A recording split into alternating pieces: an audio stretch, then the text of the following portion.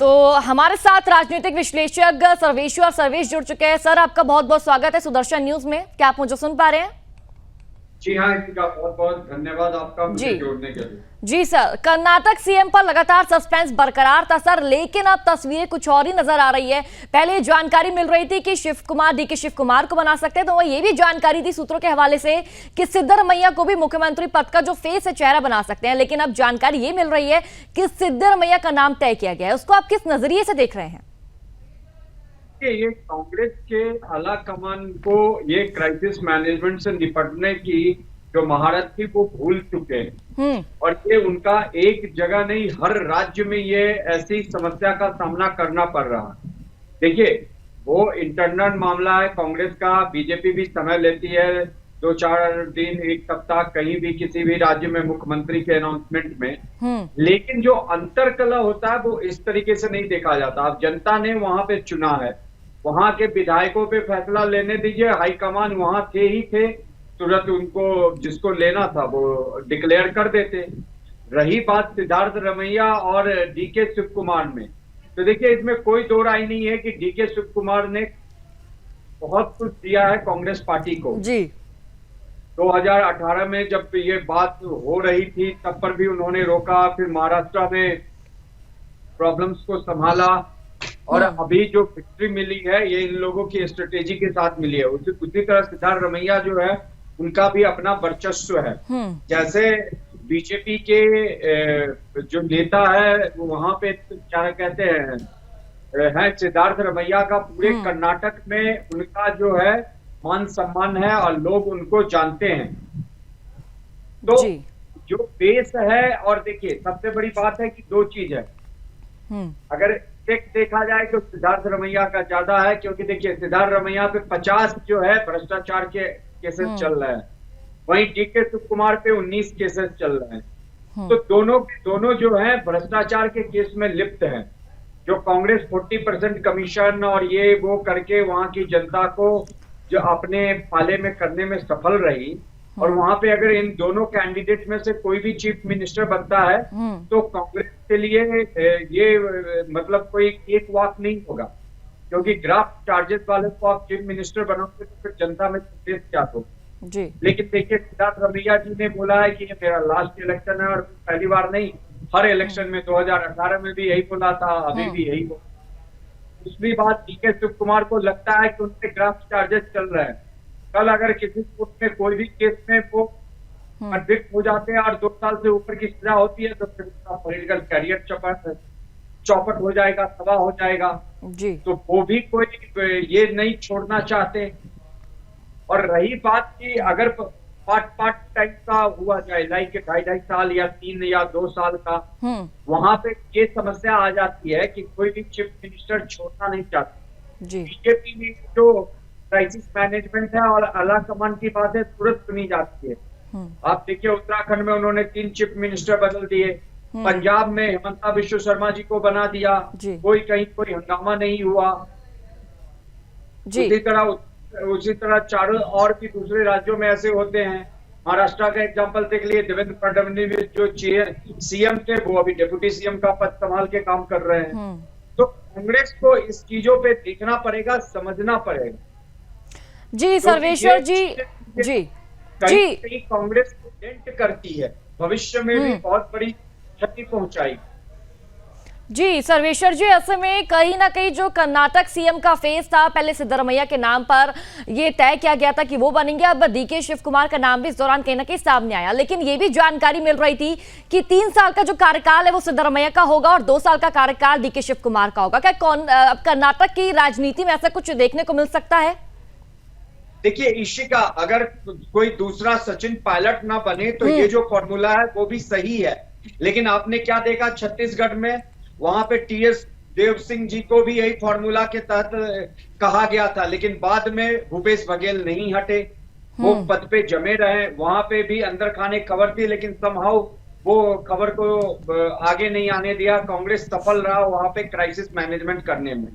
राजस्थान में देख लीजिए, अभी भी सचिन पायलट पूरा बगावत के पूरे मूड में है, अपने ही सरकार पे भ्रष्टाचार का आरोप लगा रहे हैं। अशोक गहलोत की सरकार पे कह रहे हैं कि मैं पूरे आंदोलन करूंगा जब तक कि ये इस पे कार्रवाई नहीं की जाएगी। तो ये जो फॉर्मूला है किसी न किसी तरीके से दोनों दिग्गज नेताओं को संतुष्ट करने के लिए सही है, लेकिन 3 साल के बाद ये सुनिश्चित हो कि सिद्धारमैया जी जो है वो अपना पद छोड़ दे और जो कुर्सी है सीएम की कुर्सी वो डीके शिव कुमार को दे दे। ये सारी बात दमोदार जो है उसी समय उसी बात पे डिपेंड करती है। जी सर्वेश्वर जी, ऐसे में अगर सिद्धारमैया का अगर तय नाम हो चुका है, हालांकि भी आधिकारिक घोषणा होना बाकी है, उसका इंतजार किया जा रहा है, वो भी जल्द कर ली जाएगी, लेकिन अगर सिद्धारमैया ने अपना पद नहीं छोड़ा, क्या तो कांग्रेस भी बगावत में उतर आएगी? कांग्रेस में क्या 2 गुट भी देखने को मिल सकते हैं? एक गुट सिद्धारमैया का होगा तो दूसरा गुट डीके शिव कुमार का होगा। क्या ऐसा भी कांग्रेस की राजनीति में देखने को मिल सकता है? देखिए, इसमें कोई दो राय नहीं है। आप उनके समर्थकों का जब से इलेक्शन जीते हैं तब से आप उनका बयान देख लीजिए, टीवी पे आपने भी बहुत बार चलाया होगा। इवन सिद्धारमैया के बेटे ने बोल दिया कि मेरे पिताजी को ही सीएम बनना चाहिए, और उसके बाद डीके शिव कुमार के भी जो समर्थक है वो भी हंगामा कर रहे थे, स्लोगन अपने नेता के पक्ष में दे रहे थे। तो कहीं ना कहीं विरोधाभास तो आएगा ही, फुट के तो निकलेगा ही निकलेगा। मैं कह रहा था कि दोनों जो कैंडिडेट है सिद्धारमैया जी और डीके शिव कुमार जी, दोनों के समर्थक आपस में अपने नेता के लिए क्लेम कर रहे हैं, और देखा जाए तो डीके शिव कुमार जो है कहीं ना कहीं फाइनेंसर साबित हुए हैं कांग्रेस पार्टी के दक्षिण में जी। तो उनका अपना वर्चस्व है, वो अपने तरफ से दावेदारी अपने तरीके से कर रहे हैं। सिद्धारमैया जी भी कांग्रेस के वरिष्ठ नेता है और इस जीत में उनकी भी अच्छी खासी भागीदारी रही है। तो ये अब आला कमान को जो ये क्राइसिस उत्पन्न हुई है उनके सामने में, और ये पहले से ही था कि यहाँ पे अगर कांग्रेस चुनाव जीत कर आती है तो ये जो सिचुएशन है ये तो होना ही था। ये इसमें कोई दो राय नहीं थी, किसी को कोई शक नहीं था कि ये जो सिचुएशन एराइज नहीं होगा। सारी बात अब दमोदार ये पे है कि अगर पार्ट सीएम का पद दिया जाए, मान लीजिए 2.5 साल ये 2.5 साल वो, या 3 साल ये 2 साल वो, तो उस स्थिति में एक नेता दूसरे नेता पे कैसे विश्वास जगाए? 3 साल का उनका कार्यकाल होने पे वो अपने पद से खुद ब खुद हट जाए और दूसरे अपने जो नेता है उनको मौका दे, लेकिन ये बहुत कम देखा गया है। तो यहाँ पे ये क्राइसिस जो है बना रहेगा, और इसका कहीं ना कहीं कांग्रेस पार्टी को नुकसान तो झेलना पड़ेगा।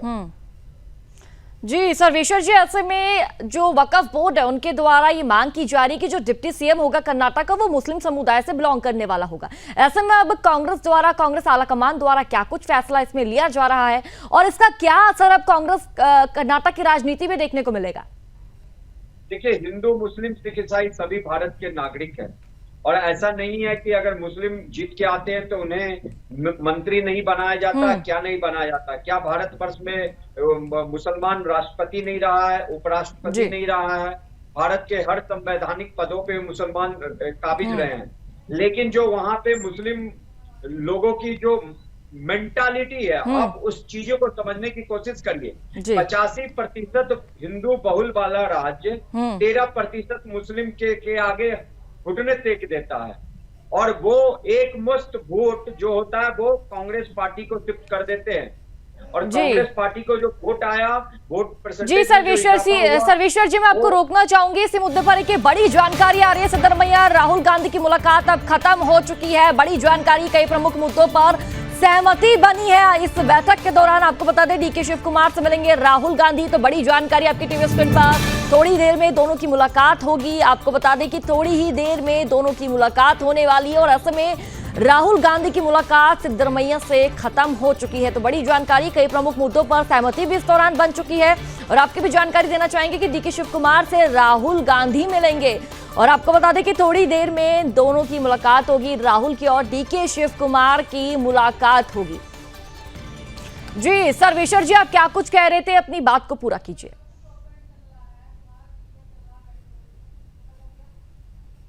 हो रही है राहुल गांधी जी, पूरा देखने को आ रहा है ना। एक गुट जो है वो प्रियंका गांधी जी के खेमे में है, दूसरा राहुल गांधी जी के खेमे में है। तो और जो कांग्रेस के अध्यक्ष कौन है, भी मल्लिकार्जुन खड़गे उसी राज्य से आते हैं।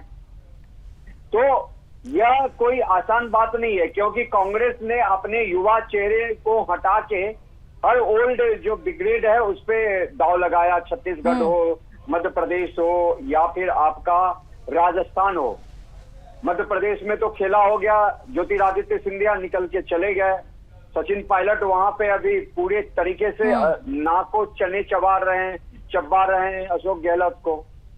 तो कांग्रेस पार्टी की सबसे बड़ी समस्या है कि वो नए चेहरे और तैयार भी नहीं कर पाती है, और जो संगठनात्मक जो उनकी पकड़ होनी चाहिए वो कहीं ना कहीं ढीली हो चुकी है। जी सर्वेश्वर जी, डिपेंड होके जी कि कांग्रेस द्वारा पहले से ही किसी डिप्टी सीएम का नाम या फिर पद या फिर कोई चेहरा डिप्टी सीएम के लिए तय किया गया था? देखिए, ऐसा तो कोई नहीं तय किया गया था। दूसरी बात, जो आपने एक सवाल पूछा था कि मुस्लिम डिमांड कर रहे हैं, मैं उस पर बोल रहा था, फिर आपका ब्रेकिंग आ गया था। देखिए, मुस्लिम को भी वहां पे मंत्रिमंडल में प्रतिनिधित्व मिलता है, लेकिन ये कहना कि नहीं हमें तो डिप्टी सीएम चाहिए क्योंकि हमने तुम्हें वोट दिया है, अब इनकी मेंटालिटी समझिए। वहां पे जैसे ही कांग्रेस पार्टी जीत रही है, बहुत सारे इलाकों में अलग अलग तरीके की घटनाएं हो रही है। कोई इस्लामिक झंडा फहरा रहा है। ये भारत वर्ष है, यहाँ पे अगर मुस्लिम बहुल इलाका है और तो वहाँ पे तिरंगा फहराया जाना चाहिए, लेकिन वहां पे ऐसी घटनाएं आएंगी। आप कांग्रेस पार्टी एसडीपीआई के समर्थन की बातें करते थे, तो वो मुस्लिम की जो मेंटालिटी है वो वाली आतंकवादी वाली है, रह गई है। वो ये नहीं सोचता कि ये भारत वर्ष हमारा है। अगर भारत वर्ष उनका समझते तो वो इस्लामिक झंडा नहीं फहराते, वहां पे तिरंगा फहराते। और जिसके घर पे फहराते वो खुद ही वहां पे जाके हंगामा करते, उस परिवार को पुलिस से गिरफ्तार करवाते, और फिर ये दबाव नहीं पार्टी पे बनाते कि चूंकि मुस्लिम ने आपको एक मुश्त वोट दिया है तो आप हमारा डिप्टी सीएम बना के ही रखेंगे। कांग्रेस पार्टी तो ऐसे ही पूरी तरीके से मुस्लिम तुष्टीकरण में हर समय व्यतीत रहती है। आजादी के से लेके आज तक मुस्लिम तुष्टीकरण में वो संलिप्त रही है। तो इसमें कोई डाउट नहीं रही कि 9 जो मुस्लिम एमएलए जीते हैं उसमें से 1-2 को तो मंत्री पद मिलेगा ही मिलेगा। लेकिन ये चीज कहना कि नहीं हमारे को ही मिलना चाहिए, हमने आपको वोट दिया है, इसका क्या मतलब होता है? अब बीजेपी की सरकार जहां है वहां पे सुविधाओं का लाभ तो सारे मुस्लिम बहुल इलाके जो भी है उस राज्य के निवासी हैं वो लेते हैं, लेकिन वोट देने में उनको नहीं देते। तो यहाँ पे बीजेपी तो या कोई सरकार तो ये नहीं कहेगी ना कि चूंकि मुस्लिम ने हमें वोट नहीं दिया तो ये सुविधाएं उनको नहीं पहुंचनी चाहिए। तो ये माइंड सेट और मेंटालिटी की बात है वहां पे, और ये देखने को आ रहा है। जी ऐसे में सर्वेश्वर जी कल विधायक दल की बैठक भी होने वाली है, और अभी ये जानकारी भी सामने आ रही है कि राहुल गांधी ने सिद्धरमैया से मुलाकात की है, लेकिन अभी तक घोषणा नहीं की गई है। आधिकारिक तरीके से जो घोषणा की जाती है वो अभी तक की नहीं गई है। क्या कल जो विधायक दल की बैठक होगी उसमें घोषणा की जा सकती है? देखिए इशिका जी, आज या कल तक में फैसला आ जाएगा। पूछिए क्यों? क्योंकि अब देखिए आला कमान में है कौन? राहुल गांधी जी से मुलाकात हो रही है, फिर सोनिया गांधी जी से हो चुकी है या होगी, तो फैसला तो कांग्रेस आला कमान को आजकल के अंदर में लेना ही पड़ेगा। ज्यादा दिन तो सस्पेंस में रख नहीं सकते, और मीडिया को फिर ज्यादा मौका तो दे नहीं सकते कि कौन बनेगा, क्या है उपापों की स्थिति जो है।